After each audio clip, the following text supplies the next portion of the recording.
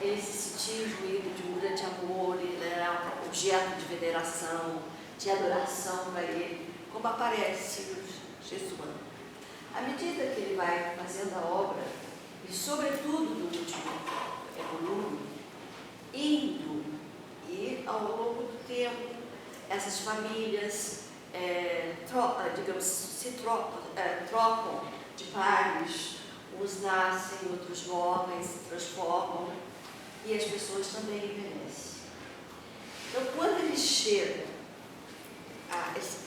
voa aquelas incertezas a Martine de Madame Piermont, que o admirava, porque o que é interessante, ele era tido como intelectual, como escritor, e se alta da sociedade, no início, digamos assim, valorizava o trabalho dos artistas, dos intelectuais. Então é comum ele mencionar um pintor, uma atriz que recitava poesias, que era convidada, um músico. Esses artistas eram respeitados pela alta sociedade.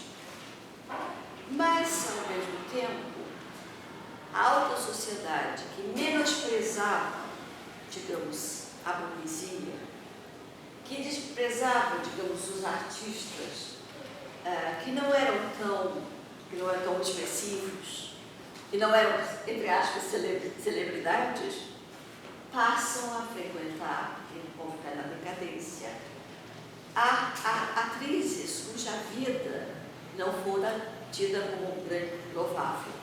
E essas atrizes passam também a serem convidadas para as festas, para as grandes soirées de Madame Piermont. E lá juntos, ele vai querer, antes de entrar, quando ele está se caminhando, quando ele sai, entre aspas, do carro, ele encontra Monsieur Charbon, que era, digamos, alguém da alta sociedade e que está doente, que está à beira da morte. Que é interessante, eu tenho falado que é a experiência vivida, né? Que é a minha história, a minha vivência das coisas, mas também tudo que eu tenho que entender, chegar à realidade a partir da minha experiência, da minha vivência. Mas também eu tenho que me abrir, para chegar à verdade, eu tenho que me abrir para o mundo. Aí a ideia da análise fenomenológica. Não é um eu fechado na sua consciência, mas é um eu que está já tendo uma ligação com as coisas. Aquilo que o Heidegger diria o ser do mundo. Né? E é isto que ele vai fazer. Chacun é não aquele que fora garboso. Então ele retrata nele, digamos assim, ele vê nele um homossexual. E ali é exatamente um homem decaído. Né?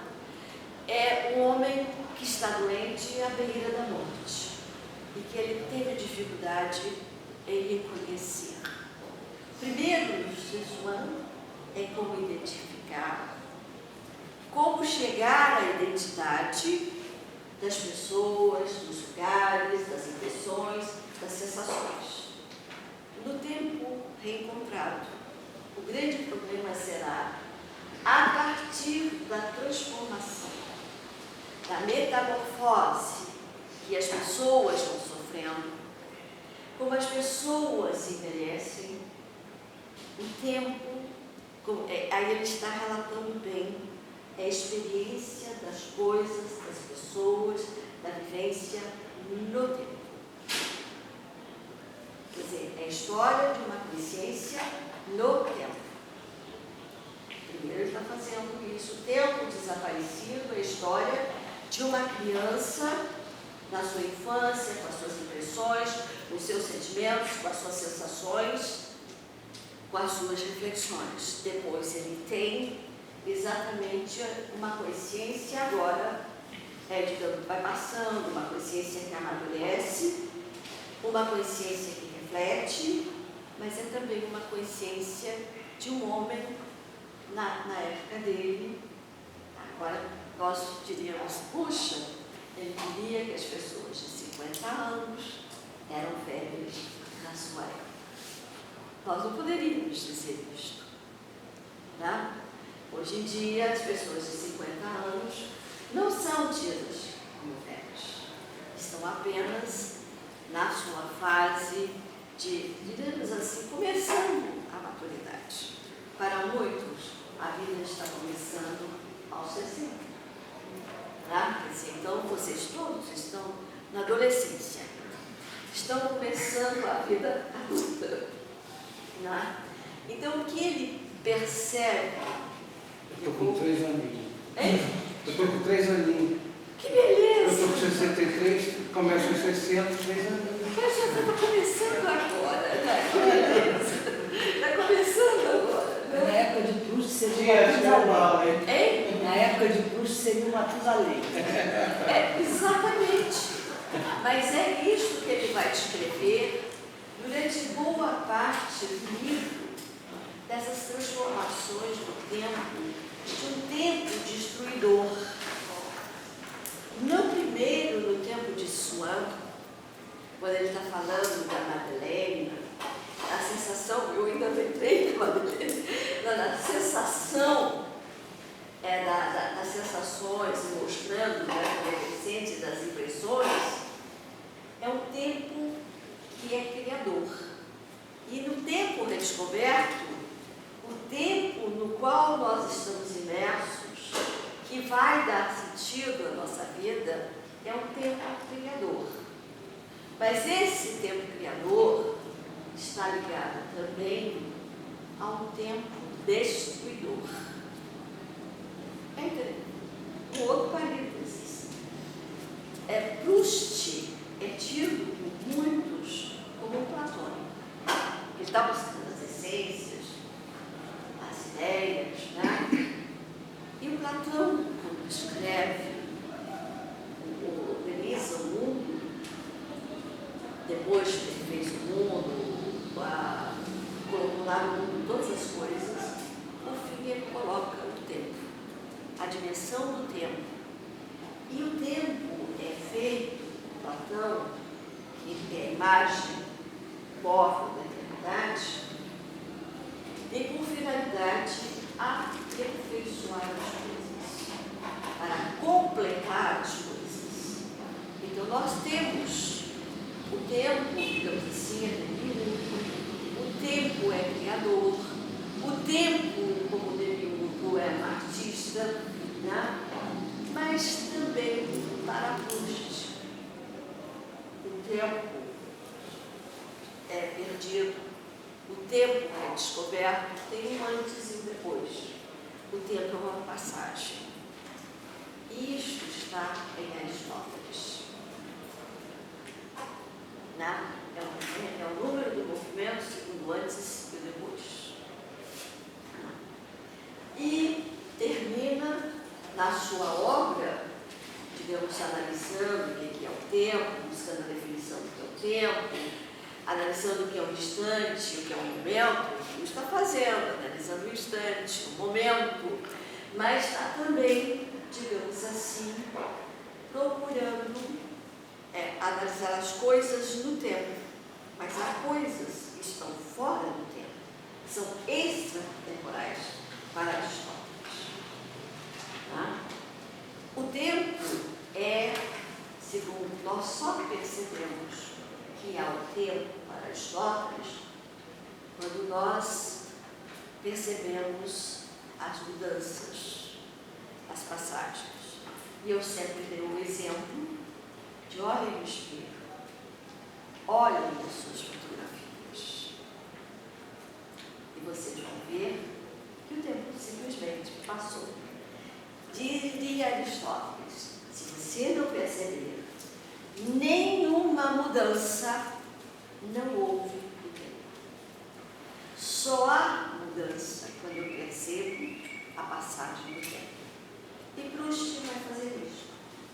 Quer dizer, quando ele se adentra ao salão, ele leva um choque, que é um baile de máscaras. Os convidados estão simplesmente transformados. Cada um representa um personagem. Mas o que, digamos assim, não é o atemoriza. O que o espanta é ver que ele não consegue, às vezes, mesmo com o nome, se lembrar daquela pessoa que ele conhecera como jovem em outros tempos.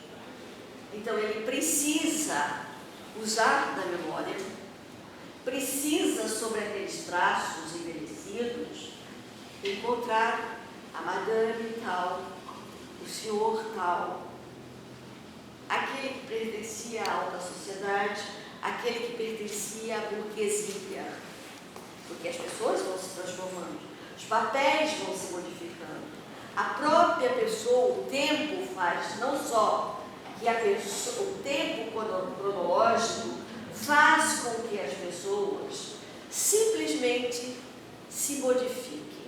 Há uma mudança física, uma mudança do corpo. E ele dá o exemplo de uma senhora que era linda na sua juventude e que o rosto, já gorducho, né? Quer dizer, não conseguia reconhecer aquela linda mulher que ele conhecia há algum tempo. E mais ainda, não só, as pessoas se transformam também no seu comportamento, na sua psicologia. Às vezes a pessoa era rude na juventude, grosseira, ela se torna bondosa na velhice. Velhice uns 50 anos, uns 60 anos, né? Mas ao outro contrário, a Madame Guermantes, que fora objeto da sua admiração, agora era irônica, frequentava, entre aspas, as mulheres, as atrizes mal recomendadas, faziam parte da sua convivência, e ela era passara